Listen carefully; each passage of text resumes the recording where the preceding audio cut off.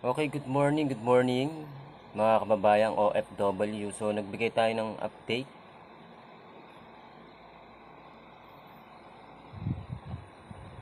Yan, kung mapapansin po natin yung update po natin dito sa ating isang kaibigan na si Ma'am Tet, no, na nagbigay ng update dito sa mga kababayang OFW na ano na ba ngayon ang maganda dito sa Cavite.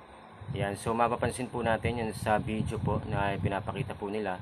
Ito po yung ating isang house model, no, na vernice na sinasabi nila na pwede itong expand once na turn over sa iyo ang unit. Kaya nag-update sila sa mga kababayan nating OFW na nagnanais din naman talaga na makapagpundar or makapag-invest ng ganitong property para pag uwi nila doon sa Pinas, siguradong meron silang uuwian na masasabi nilang kanila at hindi nasasayang yung itong hard-earned money nila habang sila ay naging OFW. So yan, no, free selling Cavite as low as 9k pesos po ito. Ito po yung DP term na sinasabi ng ating licensed real estate broker na pinapaliwanag nila dito sa video na ito. No, kung kailangan nyo ng konting, kailangan pa ng mga informasyon, maaaring mag-PM kayo dyan o mag-chat kayo sa chat box para mag-guide po namin kayo.